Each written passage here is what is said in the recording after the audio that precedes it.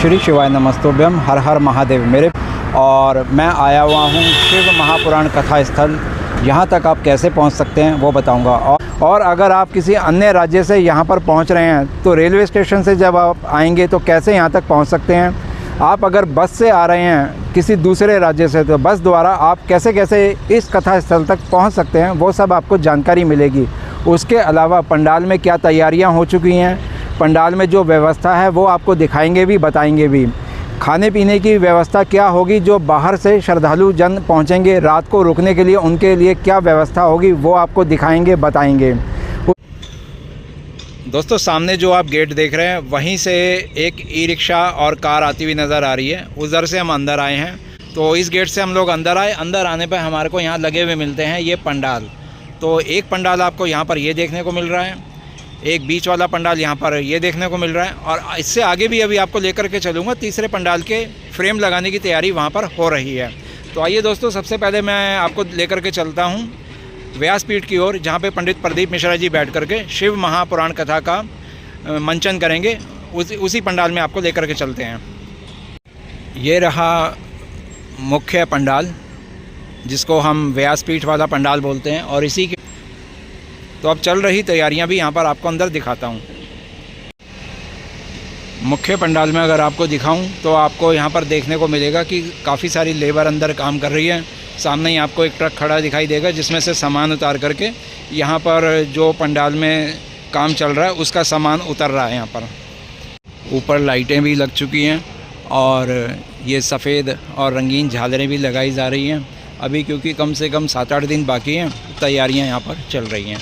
यहाँ आप देखेंगे कारपेट वगैरह पहुँच चुके हैं।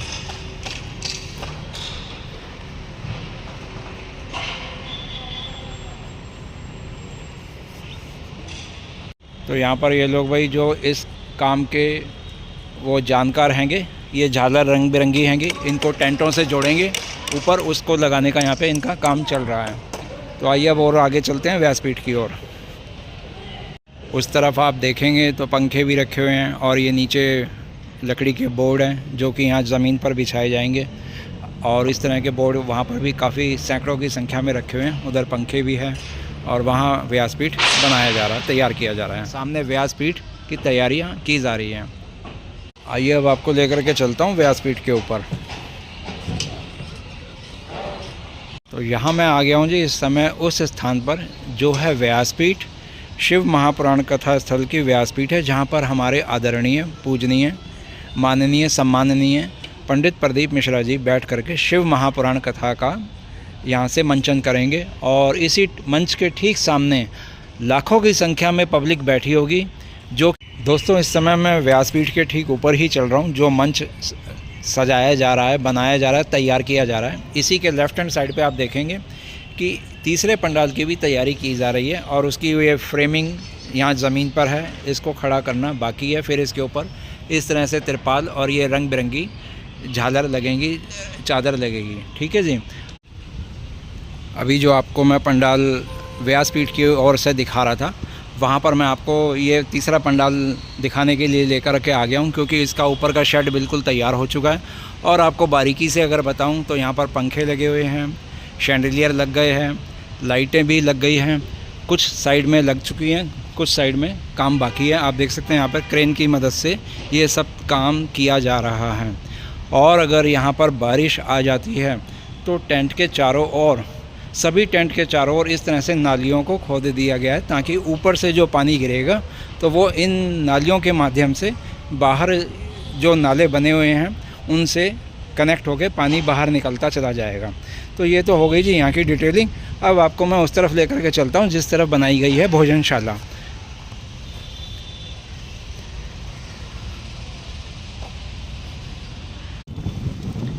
मैं आपको अब लेकर के आ गया हूँ भोजनशाला की ओर, और यहाँ पर भी आप देख सकते हैं फ्रेम तैयार किए जा चुके हैं। अभी 8-9 दिन बाकी हैं कथा शुरू होने में। और जैसा कि सब जानते हैं कि पंडित प्रदीप मिश्रा जी की जहाँ पर भी शिव पुराण कथा होती है उससे 1-2 दिन पहले ही सब श्रद्धालु काफ़ी संख्या में पहुंचना शुरू हो जाते हैं जिनको दूर से आना होता है। तो ये खैर मैं भोजनशाला की ओर ले आया और आप देखेंगे कि यहाँ पर भी काम चल रहा है। तो दोस्तों इसका अपडेट आपको लगातार मिलेगा और आपसे अपील करूँगा कि इस चैनल को भी आप सब्सक्राइब करें। आप कहाँ से आ रहे हैं वो भी लिखें। और अब आपको पंडाल की ओर लेकर के चलता हूँ, जहाँ ये देखिए ऊपर लगने वाली जो वाटरप्रूफ तिरपाल होती है वो आपने देखी होगी कैसे खिसकाई जाती है कि रस्सों से बांधकर। यहाँ पर लेबर कितनी सारी लगी हुई है जो एक तिरपाल को ऊपर से इधर की तरफ ला रहे हैं।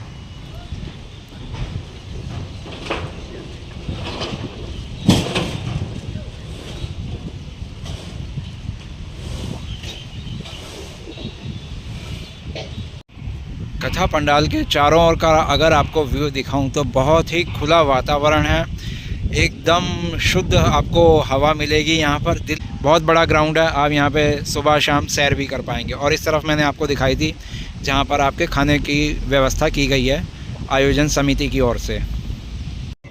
कथा मार्ग के और चारों ओर रोड पे इस तरह से लाइटों का प्रबंध किया जा रहा है। अभी हालांकि ये तैयारी चल रही है, अभी जलाई नहीं गई हैं, तो ये वैसे जो लाइटों की लड़ियाँ हैं, रंग बिरंगी लाइटों की लड़ियाँ वो लग चुकी हैं।